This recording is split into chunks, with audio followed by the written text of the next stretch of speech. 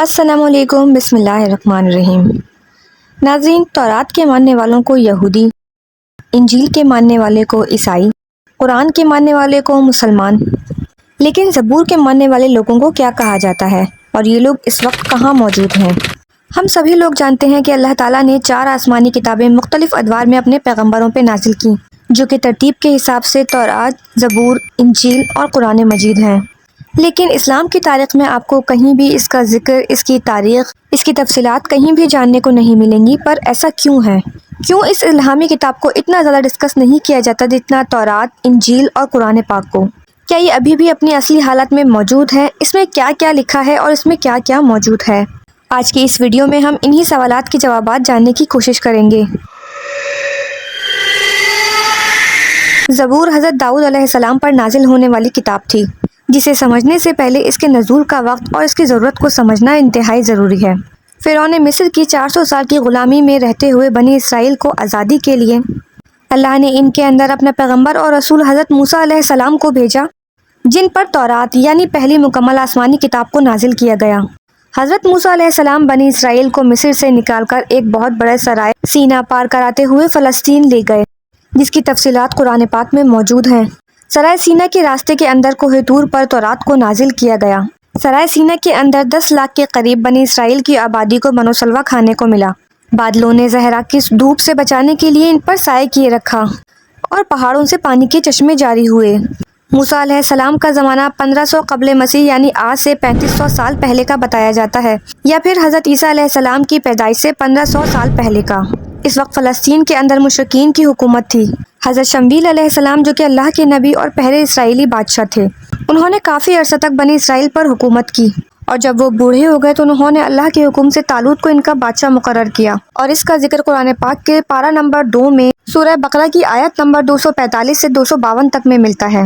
حضرت طالوت علیہ السلام نے 1004 قبل مسیح سے 1020 قبل مسیح تک حکمرانی کی، اور اسی وقت کے اندر فلسطینی فوج سے ایک فیصلہ کن جنگ ہوئی۔ بنی اسرائیل اس وقت بہت ہی مالی اور عسکری طور پر کمزور تھی، اور اپنی طاقت کے اندر فلسطینی فوج نے یہ اعلان کیا کہ ہمارے سب سے طاقتور سپاہی جالوت کو اگر تم میں سے کوئی ہرا دے گا یا قتل کر دے گا تو پورا کا پورا فلسطین بغیر جنگ کے تمہارا۔ بادشاہ طالوت نے یہ اعلان کیا کہ جو بھی شخص یہ کام کرے گا میں اپنی بیٹی کی شادی اس سے کروں گا، اور وہ بنی اسرائیل کا اگلا بادشاہ ہوگا۔ اسی دوران حضرت داؤد علیہ السلام، جو کہ بکریاں چلاتے ہیں، سامنے آتے ہیں اور ایک ہی وار میں جالوت کو جہنم واصل کر دیتے ہیں، اور وعدے کے مطابق فلسطین اب بنی اسرائیل کے حوالے ہو جاتا ہے۔ اسی فلسطینی فوج سے تابوت سکینہ بھی واپس لے لیا گیا، جس کے اندر حضرت موسیٰ علیہ السلام اور حضرت ہارون علیہ السلام کے تبرکات تھے۔ حضرت طالوت علیہ السلام کی وفات کے بعد حضرت داؤد علیہ السلام بنی اسرائیل کے بادشاہ بنے، اور پھر بیت المقدس کے اندر اپنا دارالحکومت قائم کیا، جس کا نام ہے ابرون۔ اب تک بنی اسرائیل کے اندر شریعت اللہ کا قانون تورات ہی تھا، اور حضرت داؤد علیہ السلام نے پہلی بار بنی اسرائیل قوم یا یہودی قوم کے لیے باقاعدہ طور پر ایک عبادت گاہ قائم کرنے کی شروعات کی۔ اس سے پہلے یہودیوں کے اندر کسی باقاعدہ عبادت گاہ کا تصور نہیں تھا۔ یہاں پر تابوت سکینہ بھی لا کر رکھا گیا، اور یہ نام اس لیے رکھا گیا کہ یہ حضرت داؤد علیہ السلام کی زندگی میں تعمیر نہ ہو سکا، بلکہ آپ کے بیٹے اور اگلے پیغمبر حضرت سلیمان علیہ السلام نے اسے تعمیر کیا، جن کے نام کی مناسبت سے اسے ہیکل سلیمانی کہتے ہیں۔ اب چونکہ بنی اسرائیل قوم کے پاس کتاب بھی تھی، عبادت کا تصور بھی تھا، لہٰذا حضرت داؤد علیہ السلام کی زندگی میں ان پر زبور نازل ہوئی، جس کا لفظی مطلب ہے ٹکڑا۔ اب یہاں پر سمجھنے کی بات یہ ہے کہ زبور کوئی شریعت کی کتاب نہیں ہے، بلکہ اللہ کی تعریف اور حمد و ثنا سے بھری ہوئی کتاب ہے، کیونکہ اللہ نے حضرت داؤد علیہ السلام کو لوہے کو نرم کرنے کی طاقت اور اتنی خوبصورت آواز کے ساتھ ساتھ اللہ کی حمد و ثنا اتنی خوبصورت طریقے سے بیان کرنے کا موقع دیا تھا، جو کہ آج تک کسی اور کو عطا نہیں کیا۔ زبور کی پوری کتاب اللہ کی بڑائیوں، اس کے حمد و ثنا سے بھری ہوئی ہے۔ اس کے اندر زندگی گزارنے کے کوئی احکامات موجود نہیں ہیں، نہ ہی کوئی تاریخ، اخلاقیات، پیشن گوئیاں، ایسا کچھ موجود نہیں۔ یعنی زبور کی بنیاد پر کسی معاشرے کی بنیاد نہیں رکھی جا سکتی۔ یہ کوئی شریعت یا الگ سے اللہ کا کوئی قانون نہیں ہے۔ اس کتاب کے نازل ہونے کے بعد بنی اسرائیل کو باقاعدہ طور پر اللہ کی حمد و ثنا اور اس کی عبادت کا طریقہ سکھایا گیا۔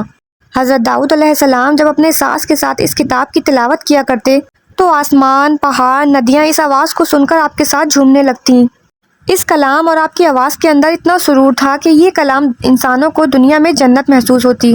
حضرت داؤد علیہ السلام کی وفات کے بعد آواز تو باقی نہ رہی، لیکن یہ کلام بنی اسرائیل ہیکل سلیمانی کے اندر اللہ کی بڑائی کے لیے پہلے بھی پڑھا کرتی تھی اور آج بھی پڑھا کرتی ہے۔ جو کہ ظاہر ہے ہزاروں سالوں کے اندر ایک جنریشن سے دوسری جنریشن کے ساتھ پاس ہوتے ہوئے آج نہ تو مکمل طور پر محفوظ ہے اور نہ ہی مکمل طور پر اس کے اندر وہ چیزیں موجود ہیں جو اللہ تعالیٰ نے حضرت داؤد علیہ السلام پر نازل فرمائی تھی۔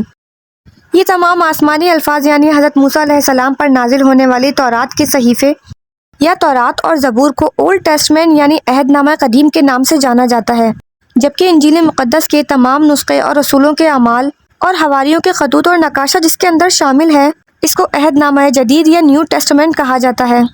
زبور کی کچھ آیات کا ترجمہ میں آپ کو پڑھ کر سنا دیتی ہوں تاکہ بہتر طور پر آپ کو اس کتاب کا مقصد سمجھ میں آ جائے۔ خداوند میرا مالک ہے، مجھے کسی چیز کی کمی نہیں ہوگی۔ وہ مجھے ہری بھری چراگاہوں کے پاس بٹھاتا ہے اور مجھے سکون کے چشموں کے پاس لے جاتا ہے۔ وہ میری جان کو زندہ رکھتا ہے۔ وہ مجھے اپنے نام کی خاطر سچ کی راہوں پر لے چلتا ہے۔ چاہے موت کی کسی وادی سے میرا گزر ہو تو بھی میں کسی بلا سے نہیں ڈروں گا، کیونکہ تو میرے ساتھ ہے۔ تیرے عصا اور تیری لاٹھی سے مجھے تسلی ملتی ہے۔ تو نے میرے دشمنوں کے مقابلے میں میرے سامنے دسترخوان بچھایا ہے۔ تو نے میرے سر پر تیل ملا ہے۔ ہمیشہ بھلائی اور رحمت میرے سر پر رہے گی اور میں ہمیشہ کے لیے خداوند کے گھر میں ہی رہوں گا۔ پوری زبور اسی طرح سے اللہ تعالیٰ کی حمد و ثنا پر مشتمل ہے، اسی لیے زبور کو شریعت کے طور پر ماننے والا کوئی بھی شخص دنیا کے اندر موجود نہیں، اور نہ ہی اس کا ذکر کسی ایک کتاب کے طور پر ملتا ہے جس کے فرقے کا ایک قانون ہو، کیونکہ اللہ کی تعریف اور اس کی حمد و ثنا تو دنیا کا ہر ایک مذہب اور ہر ایک بندہ کرتا ہے۔ یہ سب کی کامن زبان ہے جس پر کسی کو کوئی اعتراض نہیں۔ حضرت داؤد علیہ السلام اور حضرت سلیمان علیہ السلام بنی اسرائیل کی قوم جادو ٹونے، سود خوری اور ظلم اور تورات کی آیات کو پیسے اور اپنے فائدے کے بدلے میں جب بدلنے لگے تو ان کی اصلاح کے لیے انہی میں سے ایک آخری پیغمبر حضرت عیسیٰ علیہ السلام بھیجے گئے۔